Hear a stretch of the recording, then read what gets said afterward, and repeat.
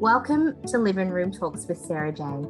We are so excited to have you join us today. I'm Sarah Jane, and here at Living Room Talks, we discuss everyday topics that impact women, no matter what stage of life they are in. Today, I'm so excited to have a very dear friend with me. I'd like to introduce you to Joyce. Welcome, Joyce. Hi, Sarah. How are you? Good. How are you? I'm well, thanks. I'm good. Awesome. I'm so happy to have you today, Joyce. And Joyce and I used to work together many years ago. Yeah. Joyce, when I think of Joyce as someone who is courageous and someone who has such an inviting nature that makes anyone feel at home.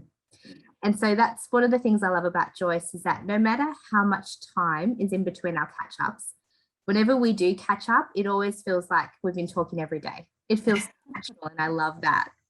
That is so true. Thank you, Sarah. You're so sweet. Saying all these nice things. But yeah, I guess, yeah, I can see myself in what you just said. Good. I'm glad. And so Joyce went through a large transition in her own life recently, and I'll get her to share more of her story soon. But right now, there are so many people who have and continue to be impacted by COVID-19. And one of those ways a lot of people have been impacted is through redundancies. I know a few people myself who have gone through a redundancy, and experiencing a redundancy can be hard on so many levels. It can mean loss of income, loss of work stability, maybe even loss of direction, and in maybe even some cases, loss of purpose. And today I've invited Joyce to share her story to help encourage women who may be experiencing this right now, and for Joyce to share how she used her redundancy to fuel her dreams, so to help her take action towards her dreams. And so Joycey, to kick us off today, why don't you tell us a little bit about yourself? Okay, I'm a mother of two. My husband's name is Peter, and I've got two boys. I'm so blessed with having these two, Noah and Elia. Well, it's really Elijah in English, but Elia in Indonesian. So I'm half and half of that come from there anyway.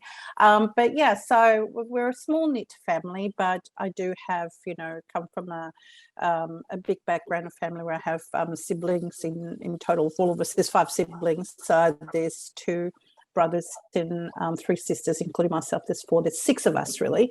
My mum and dad, of course, they're no longer here with us. They're passed away. But yeah, so we've always been brought up in a culture of Christianity. We have such a strong belief in our family background. We've always been a believer in having so much faith in Jesus Christ and in God, and we've been taught that since we were little. So I guess the way we were raised this even to my own children, that we encouraged them to make sure that you have to have God and put God first before everything and anything.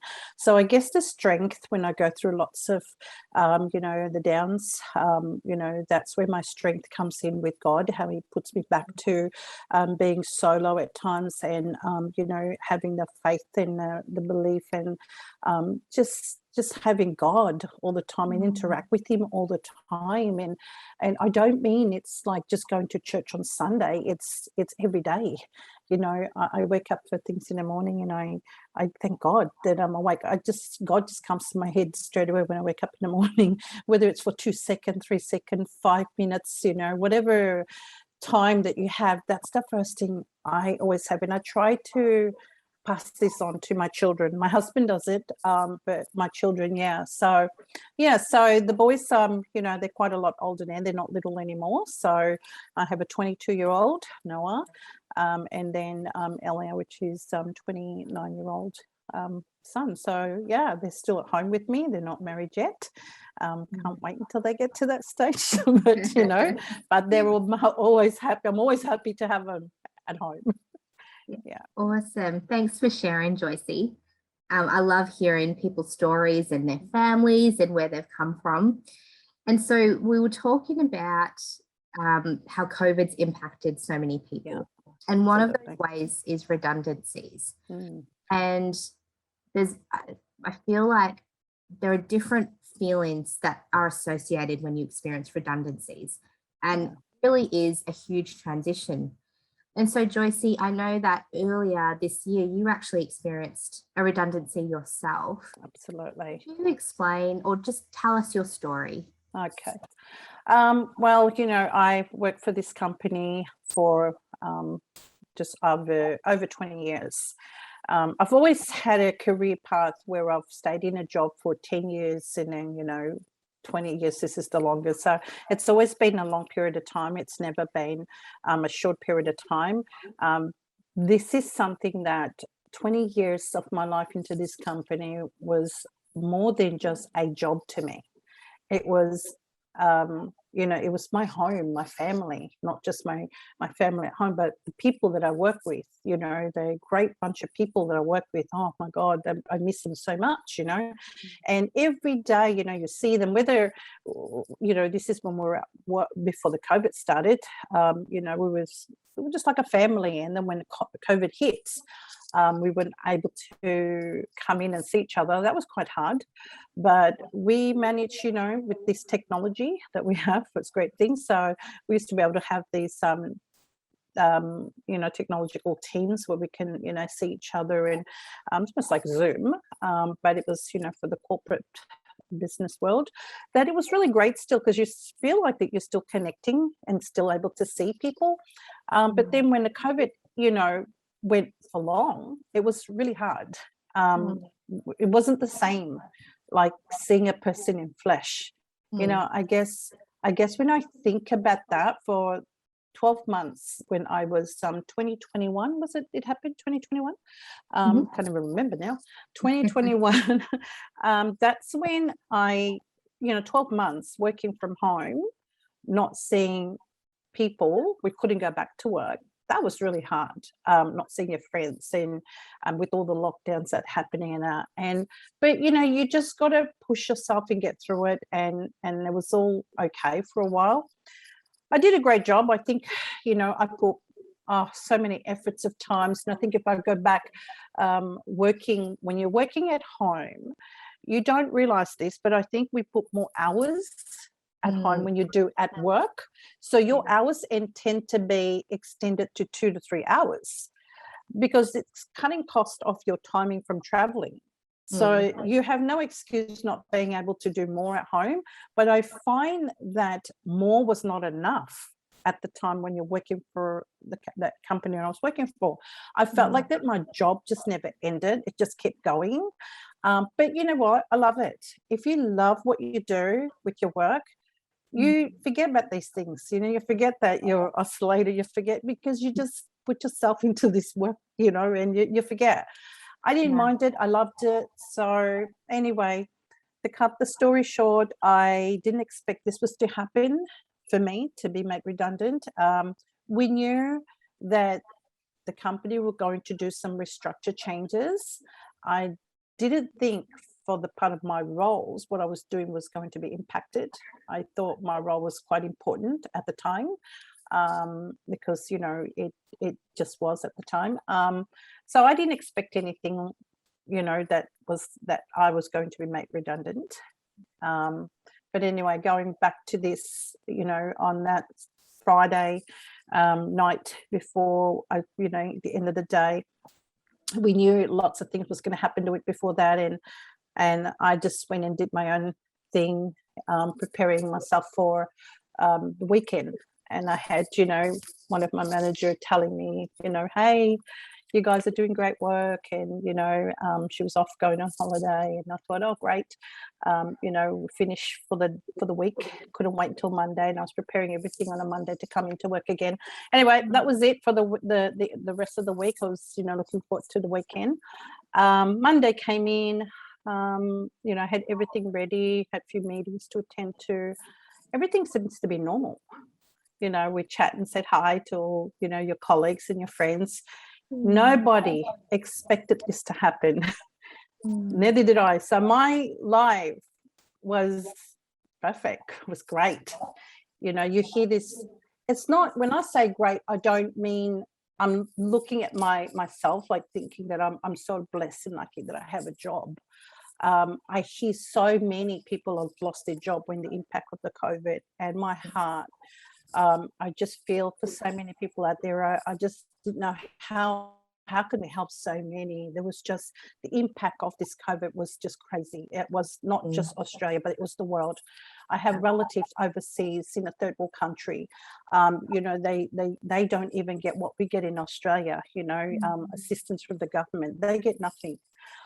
So they were struggling also over there. So this is like a ripple effect to every nation. And all I could do was just close my eyes each day and just pray and ask God to you know, to take over of this world.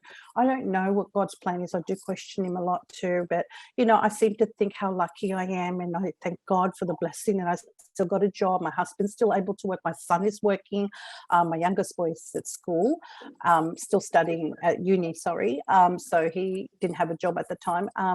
But anyway, you know, we were just so blessed, you know, blessed family. I'm thinking, oh, wow, God has protected me. You know, my family, how blessed we are, until that Monday night, after the weekend, when I finally, you know, almost to the end of the day, you know, I prepared myself for, I think it was around about 6 o'clock at night. I said, okay, you know, what's going to happen tomorrow? What have I got on? And, you know, I normally do this, my everyday end of the day work. Just prepared myself for the next day, and that was it. So, you know, I said goodbye to my colleagues, said I was going to log off, and off I go. Started cooking with the, you know, in the kitchen, preparing meals for the family. I get a phone call from one of my managers, and, you know, said to me that, look, I don't know how to tell you this. I want to be the first to tell you, you know, and I thought she was going for another job. I'm thinking, oh my gosh, she's going to leave us. I know, I don't want her to leave, you know. And but anyway, it wasn't that. It was more to do with me, that she just said it straight out that I was going to, my position was going to be made redundant. That, when I heard that news, I did not expect it. I was like in silence. I didn't know. I can't even explain to you the feeling. It was just like everything. I felt like everything just stopped. I've never had to face this before. Now I've got, you know, we all got bills to pay. We've all got, you know, financial needs. And I just didn't know what to say, what to do. And I kept saying to her, it's okay, you know, over the phone, it's not your fault. It's all right. I understand. And, you know, after the conversation ended with her, I had to have the meeting the next morning with HR. You know, I hung up and I looked at my son. He just looked at me, the two boys, and my husband works night shift, so he was asleep. I didn't want to tell him anything. And they just looked at me and said, what happened? You look like you just seen a ghost. I couldn't even talk. I couldn't speak. I was just like so numb. I was so shocked. Because, you know, I think I've been in that company for so long that normally when things like this happen, we are prepared. We've been told, or we know that's coming on. Usually the ripples of the redundancy, how it happens within a big company, usually it goes from the top level, then it goes to the next level. This was from the top level and then me. And I'm like, what? You know, I was like in shock. I thought it was a dream. This whole thing happened to me so fast. Anyway, I told the boys, I said, I just been told that my job is no longer exists. I've been made redundant. And they didn't know what to say. My house went in silent. Me being so happy cooking and making dinner, no longer now happy. I just don't even want to cook anymore. I just want to curl up in bed and just cry. And I didn't know what to do. And so anyway, I just, you know, to be honest with you, I was walking around without a heart. That's what I felt like. I just did not feel anything. That's what I'm trying to say. I didn't have no feelings. I just had nothing. Like it was just gone. Like everything I'd ever hoped for. You know, everything that I was looking like, you know, my world was great. And all of a sudden it took, you know, I feel like someone's just robbed me out of that. Yeah, so everyone went on to their own thing. I still didn't tell my husband. I didn't want him to worry because he had to go to work that night. And the boys went off to bed, and, you know, I finished cleaning up and everything, and I went into bed, and, you know, I said my little prayer with God, and I spoke to him.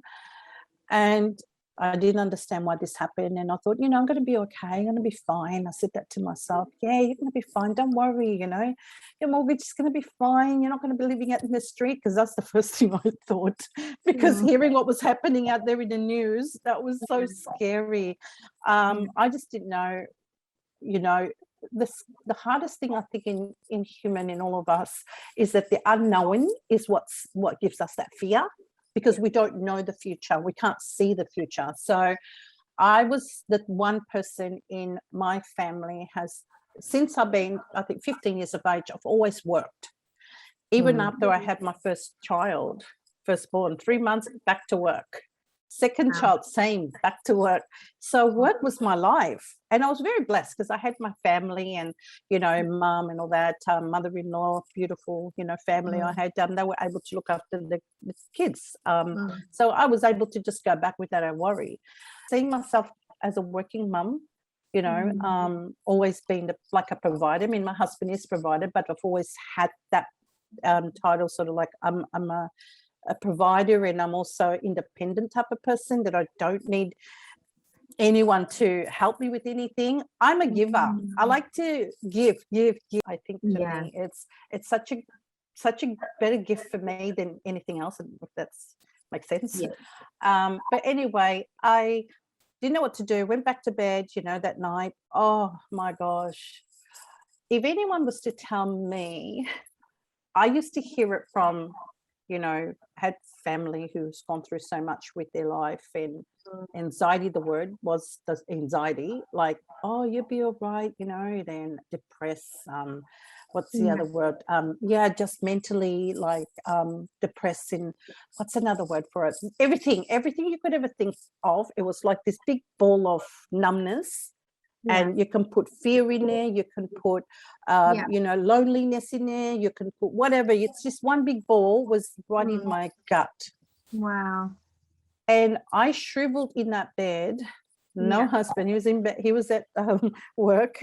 I shriveled in that bed, and I've never had that much anxiety attack. I couldn't breathe. I could not breathe.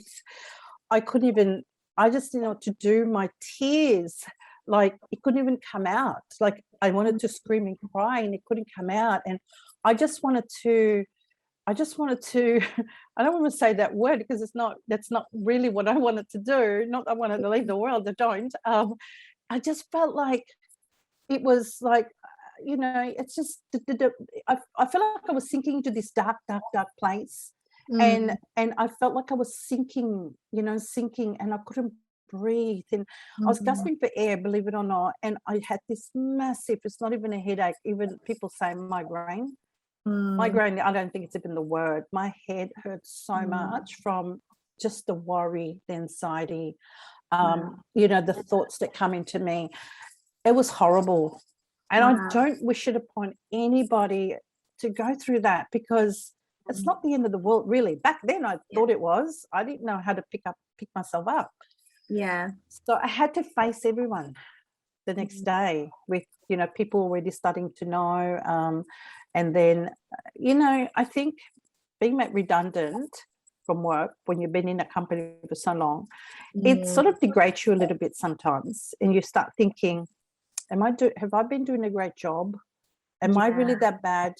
Or, I'm not needed anymore. Maybe I'm not good enough anymore. Maybe I wasn't doing the right job. So all this thought comes through to you. So you kind of start to underestimate your value. Because they're essentially getting rid of you and your job, and you've worked so hard for the last 20 years. Now they're saying, see you later. And the knowledge that I have from different departments, I didn't just work in one area. I mean, the longest I've been in finance world, but I've worked in different areas in that company, and just getting to know a board of knowledge. And, you would think that's the right thing to do for you when you've worked for in a company for so long. You have established knowledge. If I had a business, I wouldn't want to let go of this person because they've done so much of the business, and I want them to be there. But that's not how it is. It's, just plugging people from outside that doesn't know the business, get placed into there. And it just didn't make sense to me. And I was hurt and angry. I was angry at everyone at the end. I was kidding myself when I said I'm going to be fine, I'm okay. You know, I had to face HR the next morning and my manager, and they kept saying to me, you know, it's not you, you're doing a great job. But how can you say you're doing a great job but you've been released? It doesn't make sense. And when they say you're not needed anymore, then if I'm so, you know, established well with the knowledge, find something else within the company if you think I'm good enough to stay in there. But and so, So you know, see, with all of that, with all of the feelings that you felt, and now you have to live with this decision that the company made. It's changed your whole world. Well, I didn't know what to do after How this. did you get through the next couple of months? Okay, so yeah, that was hard. I prayed about it. I've got a beautiful family. My family, I don't know what I would do without them. They've been so supportive. I can't think enough. My boys, my husband, you know, they've always been there to lift me up, and they've always, you know, uphold me to say, hey mum, you know, you're good at doing this, you're good at doing that. I have a passion for cooking.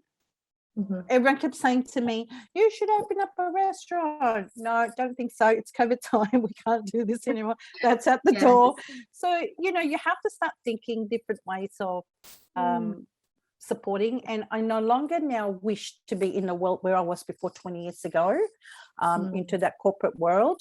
I prayed about it so hard, but just let me go back to the night before I was going to get the news. This is what gave me the courage most. I forgot to tell you this. So that Friday night, heading to the weekend, of course, Monday was the time that I was going to be told. But on that Saturday morning, I have a routine. Every Saturday morning, I spend time. It's a God time, me and God time.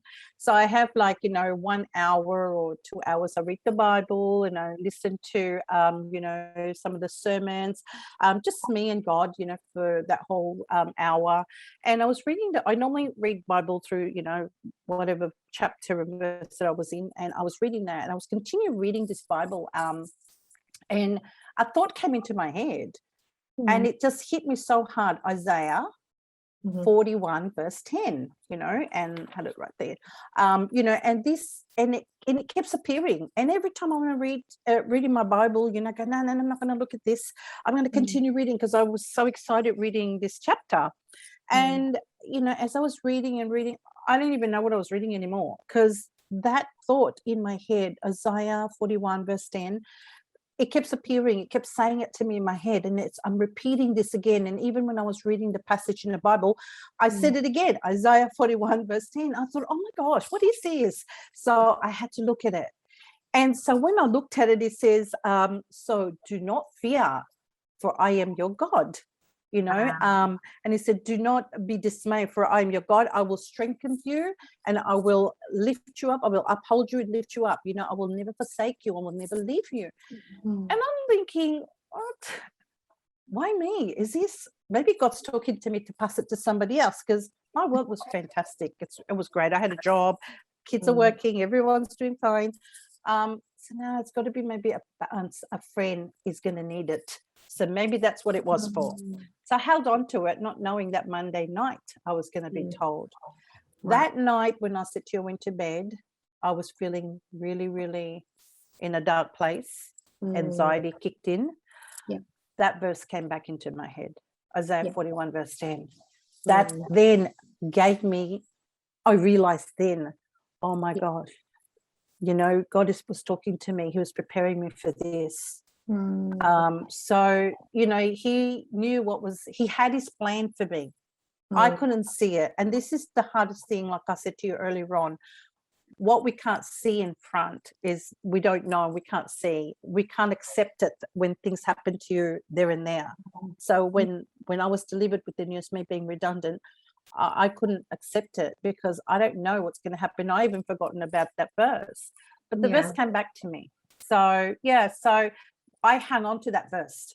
And I said to God, you know what, Lord, now I understand why you gave me this verse. I need to claim it. I need to hold on to this verse. And I did. And I just kept hanging on to that, Isaiah 41 verse 10, Isaiah, remember, do not fear, for I am your God. I will never forsake you or leave you. And I was like, okay, I'm going to hang on to that. I'm going to hang on to that. So that's what got me through the hardest time, because I was still working for the next 4 weeks, and facing people was the hardest, because, you just feel so embarrassed. You feel humiliated, and, with your pride, I had to turn around and say, oh no, I'm fine. I'm so happy and I'm glad. People do remind you, and I said, you've been there for so long, you're going to have a good package. It's not about the money. It's nothing to do with that. Yeah, okay, we all need it, but it wasn't more for that. It was more just knowing the fact that you had a job, and you're able to get up and go to work, and whether you just roll out of bed, you had a job.